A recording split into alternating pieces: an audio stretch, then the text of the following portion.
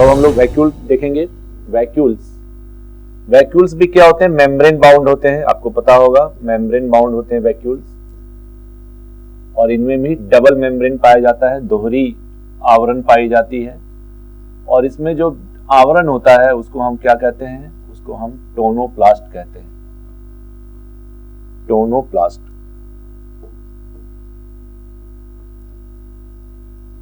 Tonoplast कहते हैं इसके मेम्ब्रेन को। इसका क्या कार्य है देखिए, मेम्ब्रेन बाउंड सैक्स फॉर स्टोरेज, इसका मुख्य काम है भोजन को संग्रह करना, स्टोर करना, डाइजेशन पचाना, एंड वेस्ट रिमूवल, और जो अपशिष्ट है उसको कोशिका से शरीर से बाहर निकालना। कंटेन्स वाटर सोल्यूशन, इनमें जल का घुलनशील पदार्थ पाए जाते हैं। हेल्प प्लांट्स मेंटेन शेप, पौधों में ये उनकी आकृति को बनाए रखने में सहायता करते हैं। एंड लार्ज सेंट्रल वैक्यूल, और जो पौधों का कोशिका होती है उसमें सेंट्रल वैक्यूल, केंद्रीय वैक्यूल्स क्या होते हैं, बड़े होते हैं, लंबे होते हैं। पौधों में वैक्यूल छोटे बड़े होते हैं, जंतुओं में छोटे होते हैं। ये एक टिपिकल एनिमल सेल है, मैंने आपको दिखाया था। एनिमल सेल में क्या होते हैं, सेल वॉल एब्सेंट होता है, बाकी इस तरह से संरचना होती है, हमने डिस्कस कर लिया है। और ये है प्लांट सेल। प्लांट सेल का सबसे बड़ी खासियत क्या है, सेल वॉल, इसमें कोशिका भित्ति पाई जाती है, सेल वॉल पाई जाती है, और सेल मेम्ब्रेन सेल वॉल में ही निहित होते हैं। उसके बाद है गोल्गी एपरेटस, क्लोरोप्लास्ट होते हैं, एनिमल में क्लोरोप्लास्ट नहीं होते हैं। वैक्यूल्स देख सकते हैं आप, क्या है, सबसे बड़ा है, इसमें केंद्र में वैक्यूल पाया जाता है, इसलिए इसको सेंट्रल वैक्यूल कहते हैं। देख सकते हैं आप, ये है वैक्यूल, और वैक्यूल का मुख्य कार्य है भोजन को संरक्षित करना। इनका न्यूक्लियस केंद्रक बीच में न होकर कहीं किनारे में होता है, तो ये न्यूक्लियस है, केंद्रक है, इसके अंदर में न्यूक्लियोलस है। इसके देखिए बाहर में ठीक रफ एंडोप्लाज्मिक है, रेटिकुलम है, उसके बाद स्मूथ एंडोप्लाज्मिक रेटिकुलर है। लार्ज सेंट्रल वैक्यूल्स है, एमाइलोप्लास्ट, स्टार्च पाए जाते हैं, स्टार्च ग्रेन, क्योंकि इनमें जो स्टोरेज फूड होता है वो स्टार्च होता है। ये माइटोकॉन्ड्रिया है, माइटोकॉन्ड्रिया में भी डीएनए पाए जाते हैं।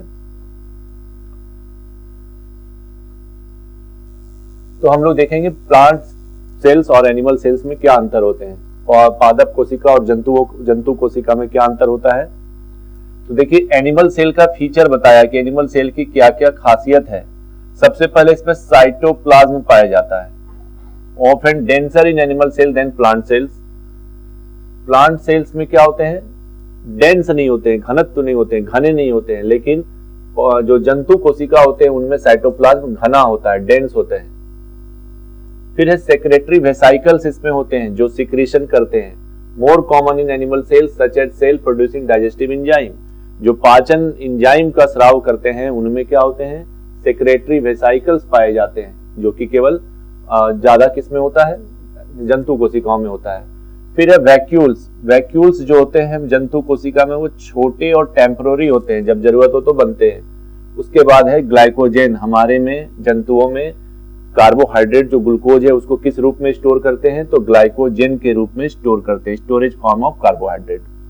और क्या क्या है देखिए, लैक ऑफ सेल वॉल नहीं पाए जाते हैं, means that the animal cells are irregular in shape. Cytoplasm cell wall क्या करता है, कोशिका का जो आकृति उसको बनाए रखता है, तो हमारी कोशिका का शेप कोई फिक्स नहीं है, इसलिए हमारे में सेल वॉल नहीं पाए जाते हैं। That the animal cells are irregular in shape. Animal cells can be quite small, कितना होता है 25 माइक्रोमीटर इन डायमीटर। वहीं प्लांट सेल्स में क्या होते हैं, सबसे बड़ी खासियत प्रेजेंस ऑफ सेल वॉल, और सेल वॉल हमें पता है सेलुलोज से बने होते हैं, means that the animal cells are regular in shape. Plant cells can be quite large up to 60 micrometre तक इनका लेंथ होता है, डायमीटर होता है। प्लांट सेल के क्या क्या फीचर होते हैं, सेल्यूलोज सेल वॉल किससे बने होते हैं, सेल्यूलोज क्या है, एक जटिल कार्बोहाइड्रेट है। Provide supports and prevent cells bursting when turgid, जब इनमें जल भर जाता है कोशिका में तो ये मतलब बर्स्ट ना कर जाए, इसलिए इसको सेल्यूलोज क्या करता है, प्रोवाइड करता है, प्रोटेक्शन देता है, सपोर्ट देता है।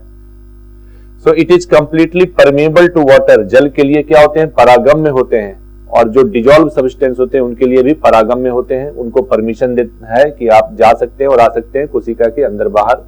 उसके बाद है वैक्यूल्स, इसमें जो वैक्यूल्स होते हैं वो क्या होते हैं, लार्ज होते हैं और परमानेंट होते हैं। The water inside this is necessary for turgidity. हम लोग पढ़ेंगे जब स्टोमाटा क्लोज और ओपन होता है, तो जब ओपन होता है तो क्या होते हैं, टर्जिड हो जाता है स्टोमाटा का wall. So the water inside this necessary for turgidity. It can also store ions and molecules. Ions और जो मॉलिक्यूल्स है उनको ये स्टोर भी करते हैं। फिर है क्लोरोप्लास्ट। क्लोरोप्लास्ट में क्या होते हैं, क्लोरोफिल पाए जाते हैं and is the site of photosynthesis. हमने पहले भी डिस्कस किया कि क्लोरोप्लास्ट में क्लोरोफिल हरित लवक पाए जाते हैं, जो कि प्रमुख स्थान है किसका, प्रकाश संश्लेषण का। और देखिए इसमें स्टार्च, हमारे में ग्लाइकोजन होता है रिजर्व फूड, और इसमें होता है storage form of carbohydrate starch. तो स्टार्च के रूप में इनमें भोजन क्या होता है, संग्रहित होता है, इनमें स्टोर करके रखते हैं। अब है दोनों में कॉमन फीचर क्या क्या है। तो सबसे पहला कॉमन फीचर है कि सेल मेम्ब्रेन दोनों में पाए जाते हैं, कोशिका द्रव्य दोनों में पाया जाता है, केंद्रक दोनों में पाए जाते हैं, और माइटोकॉन्ड्रिया भी दोनों में पाए जाते हैं। क्या नहीं पाए जाते हैं, तो नहीं पाए जाते हैं क्लोरोप्लास्ट। तो ये प्लांट सेल्स और एनिमल सेल्स में डिफरेंसेस है, और डिफरेंसेस के साथ साथ दोनों में क्या समानता है वो भी दिखाने की कोशिश की गई है। ये आप देख सकते हैं, हमने पहले भी डिस्कस किया है कि ये केंद्रक है, और केंद्रक के अंदर क्या पाए जाते हैं, केंद्रिका पाए जाते हैं, और केंद्रक के अंदर धागा नुमा संरचना पाई जाती है। इस धागे नुमा संरचना को हम क्या बोलते हैं, क्रोमाटिड बोलते हैं। और इसी क्रोमाटिड में क्या होते हैं, गुणसूत्र पाए जाते हैं।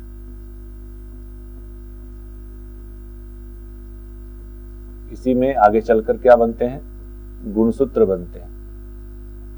देखिए केंद्रक के ठीक बाहर क्या है, केंद्रक के ठीक बाहर इंडोप्लाज्मिक रेटिकुलम लगा होता है, और देखिए इसमें दानेदार स्ट्रक्चर है, अर्थात ये कौन सा है, रफ इंडोप्लाज्मिक रेटिकुलम है।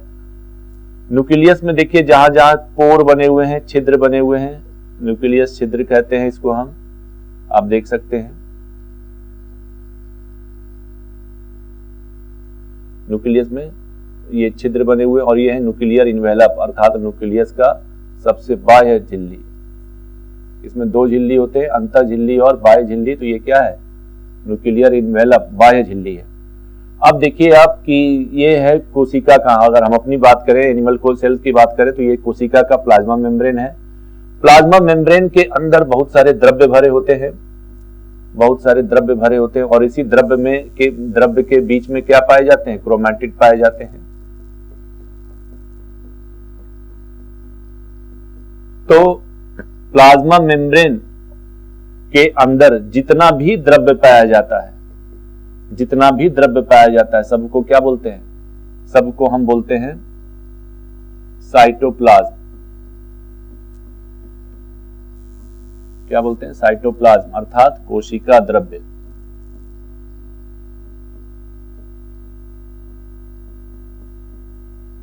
फिर आप देखेंगे कि केंद्रक के अंदर ये केंद्रिका होता है, केंद्रिक, इसमें भी एक द्रव्य, केंद्रक में भी, कोशिका के केंद्रक में भी एक द्रव्य भरा होता है, जिस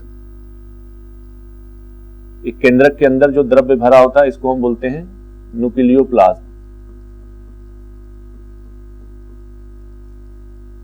केंद्रक द्रव्य।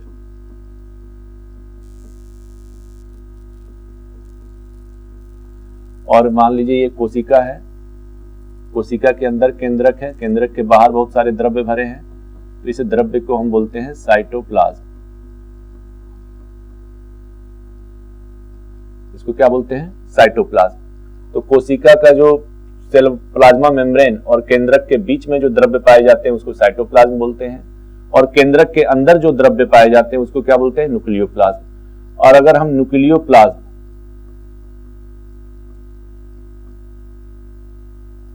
और साइटोप्लाज्म दोनों को मिला दें तो ये मिलके बन जाते हैं जीव द्रव्य। ये दोनों मिलके क्या बन जाते हैं, जीव द्रव्य बन जाते हैं। ठीक है, तो न्यूक्लियोप्लाज्म में क्या होते हैं, जो केंद्रक के अंदर जो द्रव्य पाया जाता है उसको न्यूक्लियोप्लाज्म कहते हैं। केंद्रक और प्लाज्मा मेम्ब्रेन के बीच में जो द्रव्य पाया जाता है उसको क्या कहते हैं, साइटोप्लाज्म कहते हैं। और अगर दोनों को आप मिला देंगे तो क्या बन जाएगा, जीव द्रव्य बन जाएगा। तो जीव द्रव्य बराबर साइटोप्लाज्म प्लस न्यूक्लियोप्लाज्म। तो हम लोग डिस्कस करेंगे गुणसूत्र के बारे में। आपको पता है कि जो गुणसूत्र होते हैं वो कहां पाए जाते हैं, गुणसूत्र हमारे जो केंद्रक हैं, केंद्रक में ही जो क्रोमैटिड्स होते हैं, क्रोमैटिड्स में ही गुणसूत्र पाए जाते हैं। और गुणसूत्र ही क्या है, हमारा डीएनए है। तो देखिए ये हमारा क्या है, डीएनए है, आप देख सकते हैं। तो अभी हम लोग डीएनए की संरचना पढ़ेंगे। डीएनए की संरचना पढ़ने के बाद फिर हम पढ़ेंगे आरएनए की संरचना। आरएनए और डीएनए की संरचना पढ़ने के बाद हम पढ़ेंगे आपका कोशिका विभाजन। कोशिका विभाजन में दो तरह का होता है, माइटोसिस और मियोसिस। तो पहले गुणसूत्र देख लें। ये आप देख सकते हैं गुणसूत्र है। गुणसूत्र का जो बीच वाला जो होता है पार्ट, इसको हम बोलते हैं सेंट्रोमियर, जो दोनों आर्म्स को जोड़ के रखता है। इसमें दो आइडेंटिकल क्रोमैटिड्स होते हैं। क्या होते हैं, दो आइडेंटिकल क्रोमैटिड्स होते हैं। और जो एक होता है वो दूसरे का एग्जैक्ट कॉपी होता है, ठीक है। एक को बोलते हैं पी आर्म जो होता है शॉर्ट, और दूसरे वाले को बोलते हैं क्यू आर्म जो होता है लॉन्ग। ये कितने जो गुणसूत्र होते हैं वो युग्मित होते हैं, जोड़े में होते हैं। और इनमें जो एक जोड़ा होता है दूसरे का क्या होता है, एग्जैक्ट कॉपी होता है। इसमें क्या पाए जाते हैं, इसमें डीएनए पाया जाता है। आप देख सकते हैं यहाँ पर डीएनए है। इसमें डीएनए क्या है, क्वाइल करके इसमें है, क्वाइलिंग किया हुआ डीएनए है। इसमें क्या पाए जाते हैं, डीएनए पाए जाते हैं। DNA molecule, long string like DNA molecule formed into compact structure bye protein called histone. तो जो न्यूक्लियोसोम संरचना जो होती है गुणसूत्र में पाए जाते हैं, वो न्यूक्लियोसोम संरचना कैसे बनती है, हिस्टोन प्रोटीन के द्वारा बनती है। हम लोग आगे देखेंगे। तो जो गुणसूत्र होते हैं वो क्या होते हैं, टू आइडेंटिकल क्रोमैटिड्स होते हैं। छोटे वाले को पी आर्म बोलते हैं और बड़े वाले को क्यू आर्म बोलते हैं। और इसके बीच में जो एक दूसरे को जोड़ा जाता है उसको बोलते हैं centromere. Constricted point of the chromosomes है। पी आर्म को शॉर्ट आर्म बोलते हैं, क्यू आर्म को लॉन्ग आर्म बोलते हैं। हमारे में क्या होता है, गुणसूत्र जो होते हैं या क्रोमोसोम जो होते हैं वो पेयर में पाए जाते हैं, जोड़े में पाए जाते हैं। कितने जोड़े पाए जाते हैं, 23 पेयर पाए जाते हैं। हमारे में गुणसूत्र 23 जोड़े अर्थात 46 गुणसूत्र पाए जाते हैं। ये भी है, देखिए इसमें ये डीएनए दिखाया गया है। एक गुणसूत्र में ही क्या पाए जाते हैं, डीएनए पाए जाते हैं। और गुणसूत्र कहां पाए जाते हैं, क्रोमैटिड्स के फॉर्म में पाए जाते हैं, धागे नुमा संरचना के रूप में। कहां, केंद्रक के अंदर। तो ये भी है लॉन्ग आर्म, क्यू आर्म, ये शॉर्ट आर्म, पी आर्म। यहाँ डीएनए पाए जाते हैं और इसको जो ज्वाइन करने वाली जो पॉइंट है उसको हम सेंट्रोमियर कहते हैं। तो अब हम लोग देखेंगे कि जो हमारा न्यूक्लिक अम्ल है वो क्या चीज से बनता है।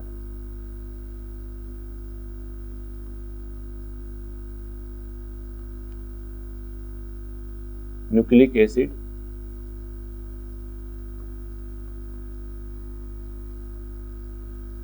न्यूक्लिक अम्ल, न्यूक्लिक एसिड या न्यूक्लिक अम्ल। न्यूक्लिक अम्ल जो होता है हमारा दो तरह का होता है, एक है डीएनए और दूसरा है आरएनए। डीएनए को हम कहते हैं deoxyribo nucleic acid,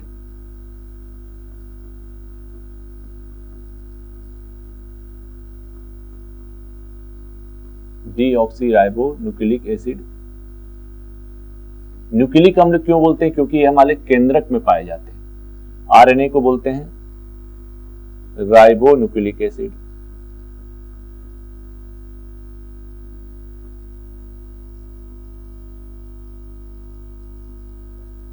ribo nucleic acid दो प्रकार के हमारे में न्यूक्लिक एसिड्स पाए जाते हैं, डीएनए और आरएनए। तो अब हम देखेंगे कि इनका कॉम्पोजिशन कैसा होता है, संरचना कैसी होती है। Composition of nucleic acid.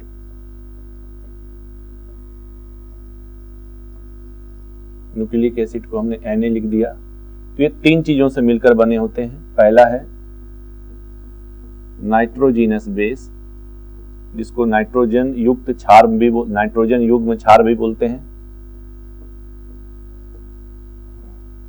दूसरा है शर्करा, शुगर।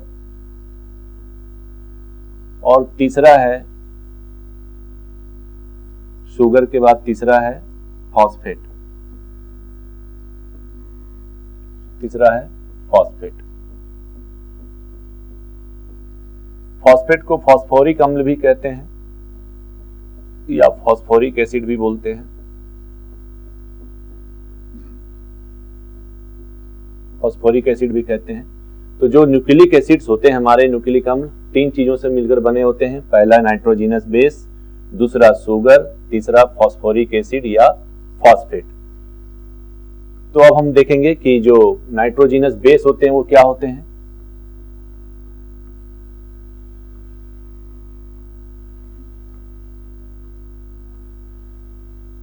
नाइट्रोजिनस बेस,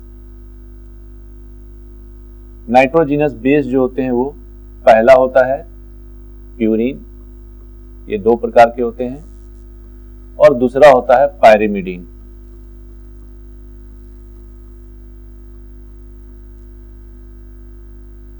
पहला होता है प्यूरिन एंड दूसरा होता है पायरिमिडीन। प्यूरिन 2 प्रकार के होते हैं, एडेनिन तथा ग्वानिन।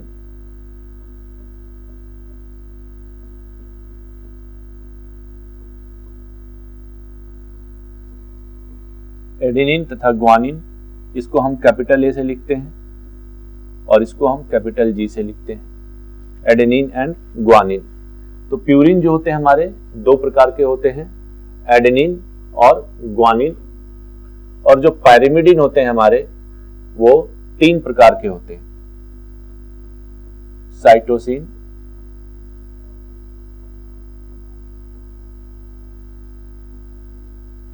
थायमिन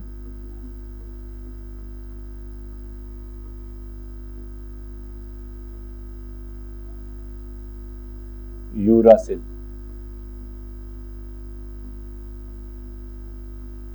तो नाइट्रोजिनस बेस बेसिकली देखा जाए तो कितने प्रकार के होते हैं, 2 प्रकार के होते हैं। एक को बोलते हैं प्यूरिन, दूसरे को बोलते हैं पायरिमिडीन। प्यूरिन जो होते हैं वो 2 प्रकार के होते हैं, एडेनिन, ग्वानिन, और पायरिमिडीन 3 प्रकार के होते हैं। साइटोसिन को कैपिटल सी से लिखते हैं, थायमिन को कैपिटल टी से लिखते हैं, और यूरासिल को कैपिटल यू से लिखते हैं। साइटोसिन, थायमिन और यूरासिल। अब अगर डीएनए है तो उसमें नाइट्रोजिनस बेस क्या पाए जाते हैं, एडेनिन, ग्वानिन, साइटोसिन और थायमिन।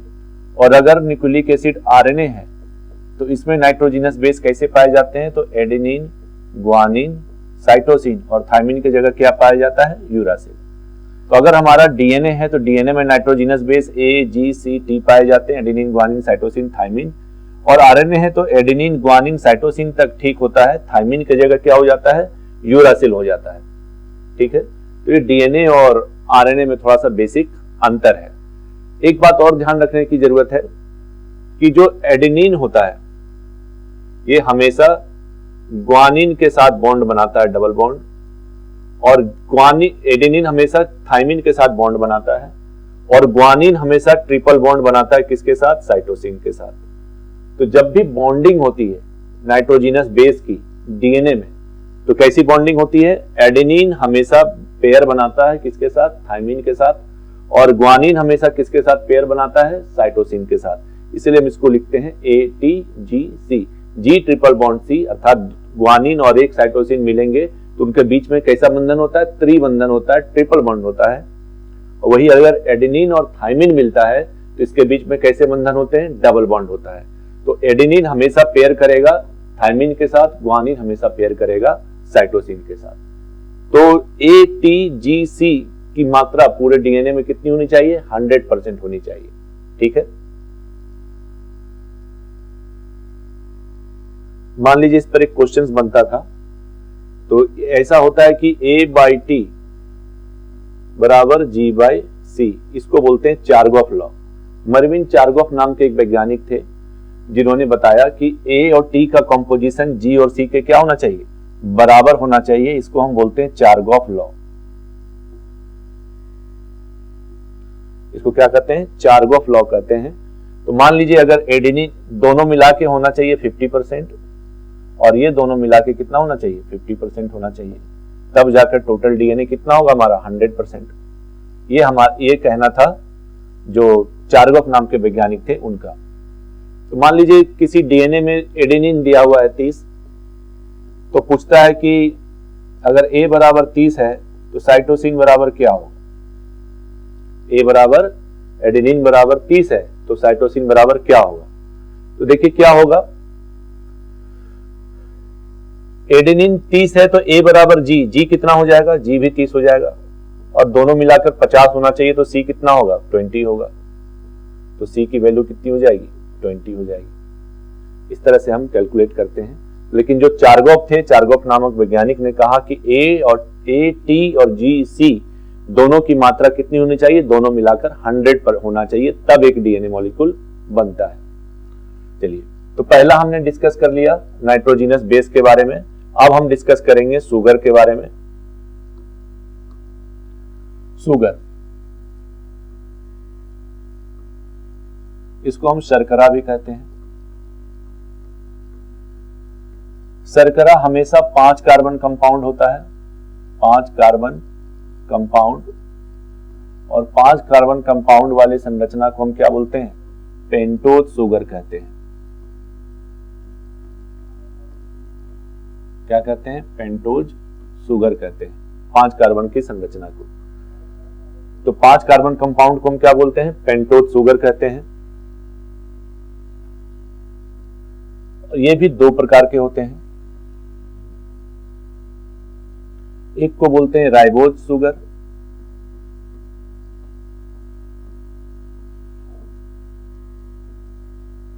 दूसरा को बोलते हैं डीऑक्सीराइबोज शुगर।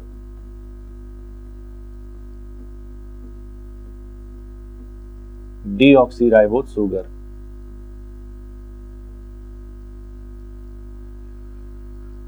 तो एक होता है राइबोज शुगर, दूसरे को बोलते हैं डीऑक्सीराइबोज शुगर।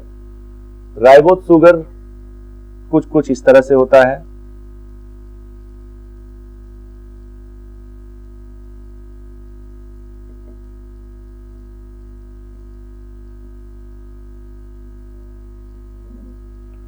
कितने कार्बन कंपाउंड होते हैं? 5 कार्बन कंपाउंड होते हैं। और राइबोज शुगर में क्या होता है? यहां पर H होता है 2 नंबर में, 1 नंबर 2 नंबर में H होता है, जबकि डीऑक्सीराइबोज में क्या होता है? 2 नंबर पर OH होता है।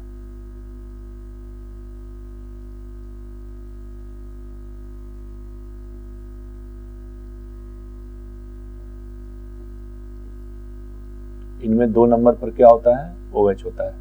तो 2 नंबर पर OH होता है, इसलिए इसको हम क्या बोलते हैं? Deoxyribose sugar. और इसको हम 2 नंबर पर H होता है, इसलिए क्या बोलते हैं? इसको राइबोज शुगर कहते हैं। तो जो शुगर होती है, शर्करा होती है डीएनए में, ये 2 प्रकार के होते हैं, राइबोज और डीऑक्सीराइबोज।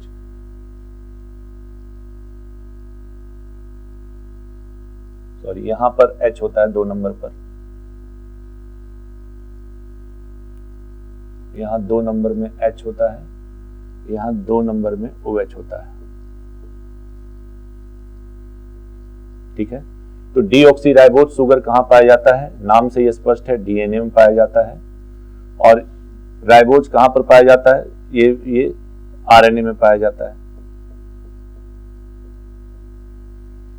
ठीक है तो जो डीएनए होते हैं उसमें डीऑक्सीराइबोज शुगर पाया जाता है, और आरएनए जो होते हैं उसमें राइबोज शुगर पाया जाता है। तो आप ये देख सकते हैं कि जो एडेनिन है हमारा, एडेनिन पेयर बना रहा है थायमिन के साथ। ये एडेनिन की संरचना है। ये एडेनिन क्या है? प्यूरिन है। और ग्वानिन क्या है? दोनों प्यूरिन है। प्यूरिन का ये रिंग होता है, आप देख सकते हैं 9 कार्बन का रिंग होता है प्यूरिन का। और ये क्या है? थायमिन और साइटोसिन दोनों पायरिमिडीन्स हैं। तो एडेनिन थायमिन के साथ जब बॉन्ड बनाता है तो कितना बॉन्ड बन रहा है? 1 और 2 बॉन्ड बन रहा है, इसलिए इसको हम क्या बोलते हैं? A double bond T।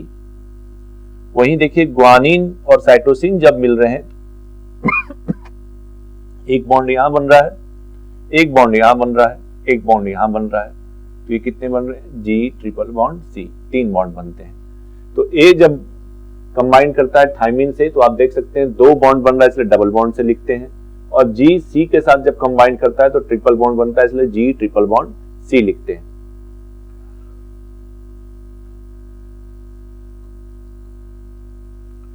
तो लास्ट में हमारा तीसरा कंपोनेंट क्या था? देखिए, तीसरा कंपोनेंट था हमारा फॉस्फेट, फॉस्फोरिक अम्ल।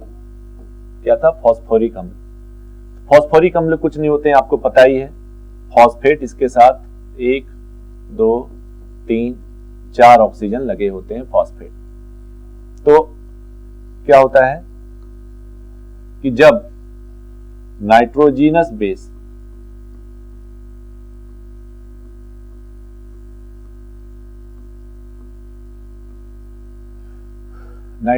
बेस जुड़ जाता है शुगर के साथ, इसको हम क्या कहते हैं? न्यूक्लियोसाइड्स कहते हैं।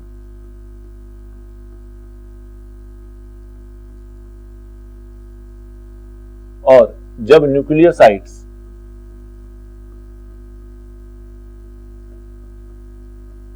के साथ फॉस्फेट जुड़ जाता है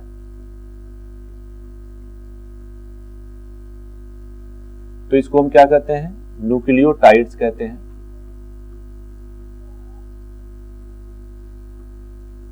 इसको हम न्यूक्लियोटाइड्स कहते हैं। तो नाइट्रोजीनस बेस और शुगर जब कंबाइन कर लेते हैं तो उनको हम क्या कहते हैं? न्यूक्लियोसाइड्स कहते हैं। और जब न्यूक्लियोसाइड्स फॉस्फेट के साथ जुड़ जाते हैं तो उसको हम क्या कहते हैं? न्यूक्लियोटाइड्स कहते हैं। और यही न्यूक्लियोटाइड्स क्या होती है? एक लंबी श्रृंखला का निर्माण करती है जिसको हम बोलते हैं पॉलीपेप्टाइड।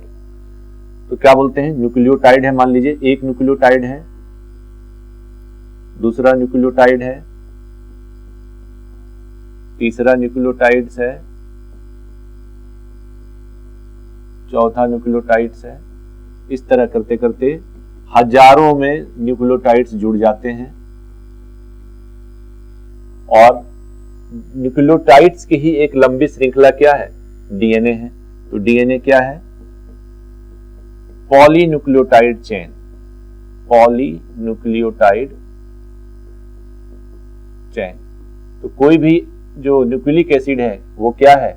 न्यूक्लियोटाइड की लंबी श्रृंखला। तो आप देख सकते हैं न्यूक्लियोटाइड्स आपस में जुड़ते जाएंगे और लंबी श्रृंखला का निर्माण कर देंगे। वही हमारा क्या बनाता है? न्यूक्लिक एसिड बनाता है। डीएनए क्या है? पॉलीन्यूक्लियोटाइड चेन है, जिसमें एक न्यूक्लियोटाइड दूसरे न्यूक्लियोटाइड से कुछ बंधन से जुड़े होते हैं, फॉस्फोडाइएस्टर बॉन्ड से जुड़े होते हैं। Phosphodiester bond. एक न्यूक्लियोटाइड दूसरे न्यूक्लियोटाइड से कैसे जुड़ा होता है? फॉस्फोडाइएस्टर बॉन्ड के थ्रू जुड़े होते हैं।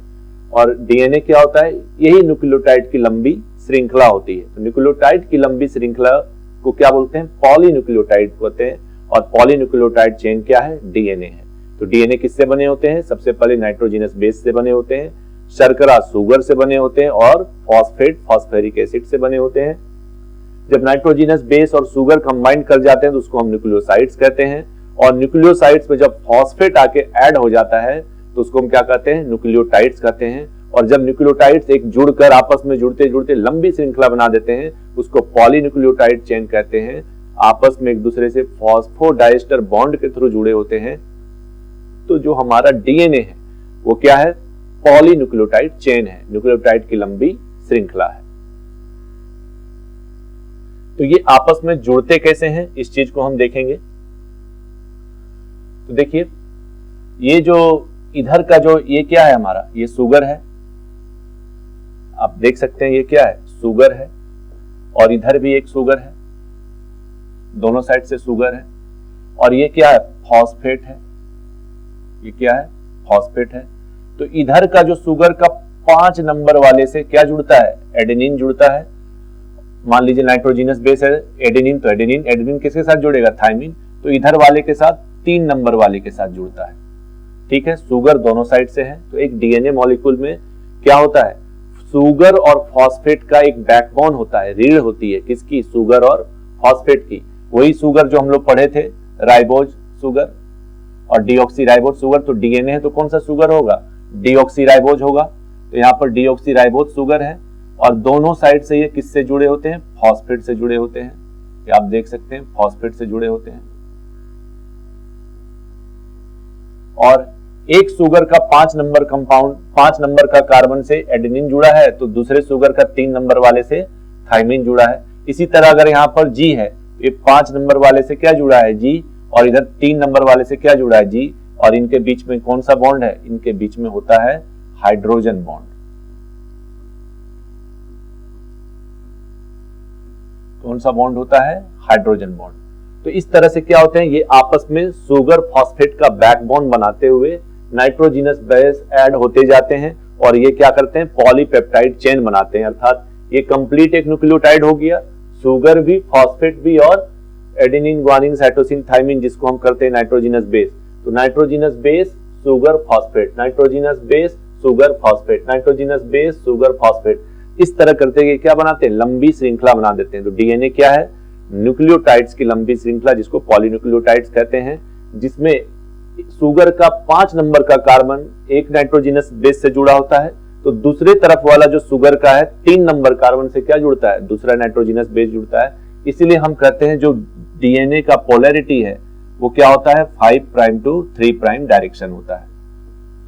ठीक है, अर्थात क्या होता है, एंटी पैरेलल अरेंजमेंट इसको कहते हैं। क्या कहते हैं? Anti parallel.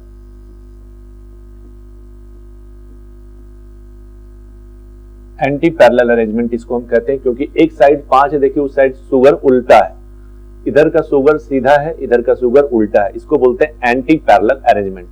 तो जो डीएनए होता है हमारा, डीएनए का पोलैरिटी कैसा होता है, 5 प्राइम टू 3 प्राइम, कोई कोई इसको 5 डैश टू 3 डैश भी बोलते हैं, चलेगा, कोई बात नहीं।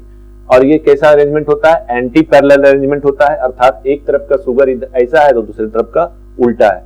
तो एक डीएनए मॉलिक्यूल में सुगर फॉस्फेट का बैकबोन होता है, ठीक है, उनकी अरेंजमेंट एंटी पैरेलल होती है और उनकी पोलैरिटी कैसी होती है, ध्रुवीयता कैसी होती है, 5 प्राइम टू 3 प्राइम, अर्थात 5 डैश से 3 डैश। ये भी देख सकते हैं आप, इनके बीच में बताया गया है कौन सा बॉन्ड, हाइड्रोजन बॉन्ड होता है। दो नाइट्रोजिनस बेस आपस में कैसे जुड़ते हैं, हाइड्रोजन बॉन्ड के थ्रू जुड़ते हैं। और जो सुगर और फॉस्फेट होता है इसके बीच में कैसा बॉन्ड होता है, आयनिक बॉन्ड होता है। सुगर और फॉस्फेट के बीच में आयनिक बॉन्ड होता है या कोवलेंट बॉन्ड जिसको कहते हैं।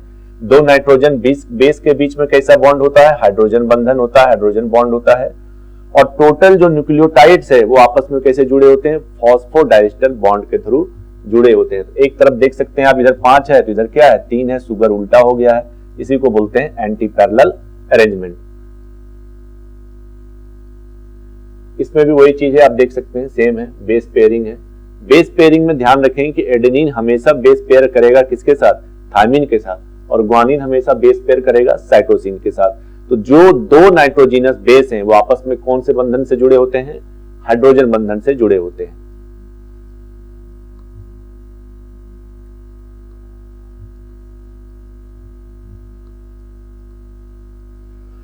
तो हमारी डीएनए की संरचना कैसे होती है, तो डीएनए जो मॉडल होता है हमारे में डबल हेलिकल मॉडल होता है, double helical model of DNA, इसको बोलते हैं डीएनए की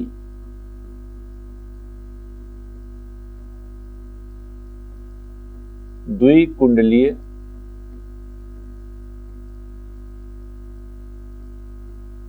संरचना। Double helical model of DNA किसने दिया था, वॉटसन तथा क्रिक ने, गिवन बाय वॉटसन तथा क्रिक के द्वारा दिया गया था, वॉटसन तथा क्रिक के द्वारा दिया गया था। तो कैसा होता है डीएनए,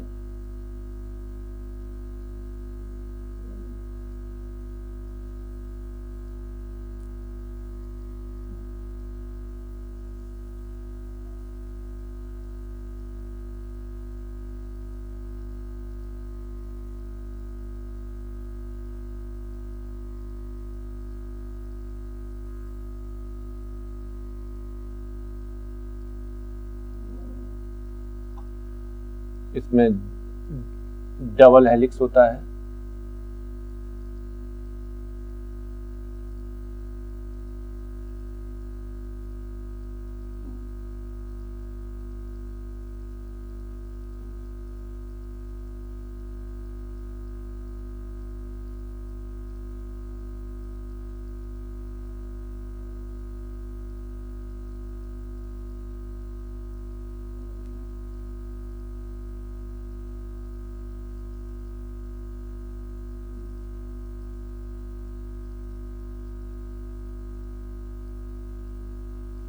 इस तरह करके होता है। यहां पर क्या होते हैं, फॉस्फेट शुगर का बैकबोन होता है।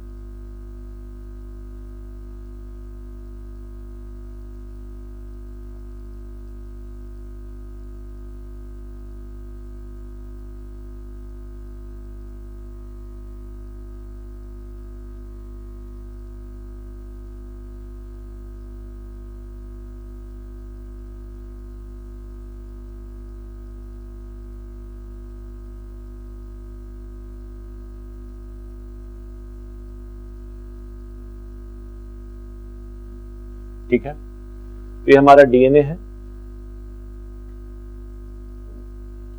डीएनए में क्या होते हैं, शुगर फॉस्फेट का बैकबोन होता है। इसी को हम कहते हैं double helical model of DNA. किसने दिया था, वॉटसन तथा क्रिक नामक वैज्ञानिक ने दिया था। आप देख सकते हैं ये क्या है, फॉस्फेट शुगर का बैकबोन है।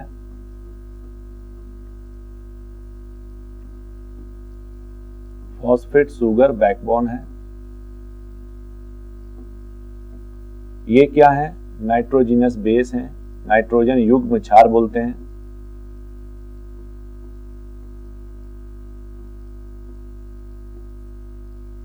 ठीक है, तो जो ये वाला पार्ट है इसको बोलते हैं माइनर ग्रुप।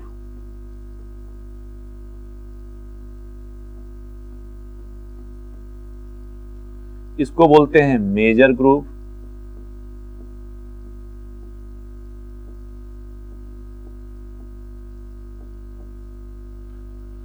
इसमें जो नाइट्रोजिनस बेसेस होते हैं उनकी संख्या कितनी होती है, एक टर्न में 10 होती है।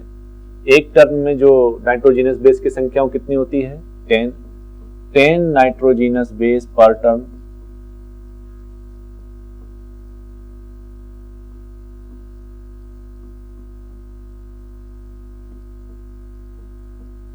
नाइट्रोजिनस बेस पर टर्न होती है इसमें। इसका जो एक टर्न का जो डायमीटर होता है एक हेलिक्स का, वो कितना होता है, 3.4 नैनोमीटर होता है, या इसको हम 34 एंगस्ट्रॉम भी कह सकते हैं। एक टर्न का जो ये पूरा जो डायमीटर है, एक टर्न का पूरा कंप्लीट, वो कितना होता है, 3.4 नैनोमीटर होता है। इसकी जो डायमीटर होती है वो कितनी होती है, 0.2 नैनोमीटर इसकी डायमीटर। इसमें जो डायमीटर होता है डीएनए का वो कितना होता है, 0.2 नैनोमीटर, या इसको आप 20 एंगस्ट्रॉम भी कह सकते हैं।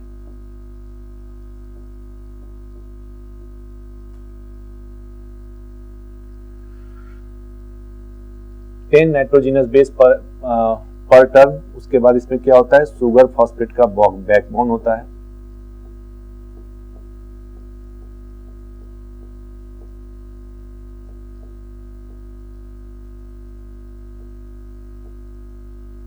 ठीक है, तो जो वॉटसन एंड क्रिक ने कौन सा मॉडल दिया था, double helical model of DNA. हमारे में कैसा डीएनए पाया जाता है, लीनियर और डबल हेलिकल। ठीक है, दुई कुंडली, आप देख सकते हैं डबल हेलिकल है, दुई कुंडली है। दो, एक में जो होता है उसको माइनर ग्रुप बोलते हैं, माइनर ग्रुप, दूसरे वाले को मेजर ग्रुप। और एक ग्रुप में जो नाइट्रोजिनस बेस होते हैं उनकी संख्या कितनी होनी चाहिए, 10 होनी चाहिए। एक टर्न की लंबाई कितनी होती है, 3.4 नैनोमीटर होती है, और इसकी डायमीटर 0.2 नैनोमीटर होती है। तो ये जो double helical model of DNA था, किसने दिया था, हमारे वॉटसन एंड क्रिक ने। अब डीएनए जो होते हैं वो बहुत तरह के होते हैं, लेकिन जो सबसे कॉमन डीएनए है, सबसे कॉमन डीएनए वो कौन सा डीएनए है,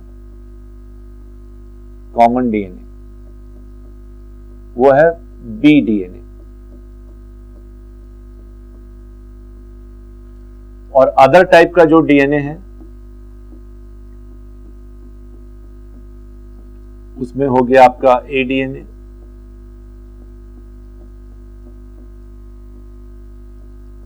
बी डीएनए तो हो गया, सी डीएनए,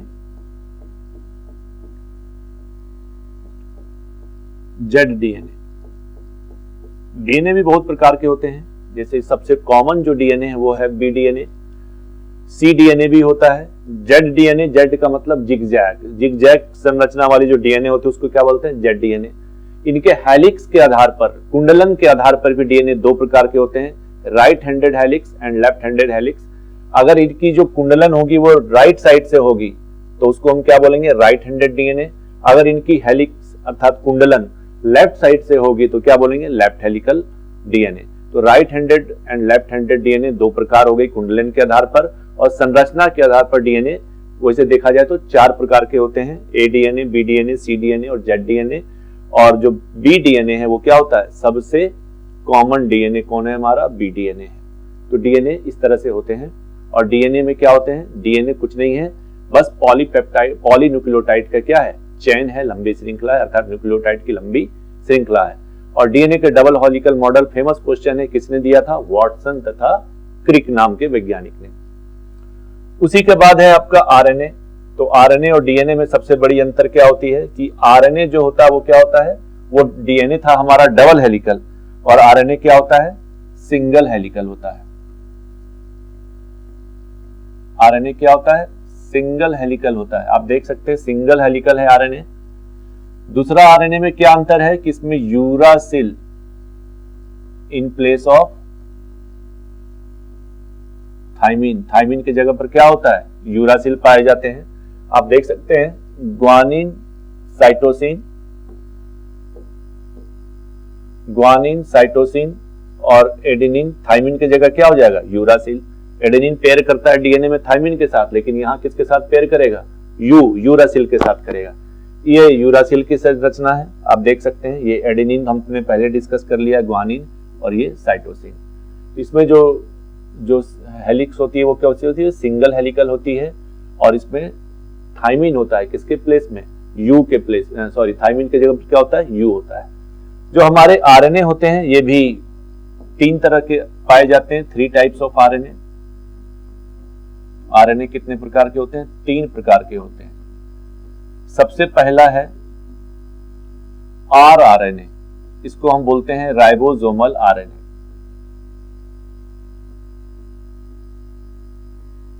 राइबोसोमल आरएनए ये राइबोसोम के साथ जुड़ के पाए जाते हैं और प्रोटीन संश्लेषण में महत्वपूर्ण भूमिका निभाते हैं। दूसरा है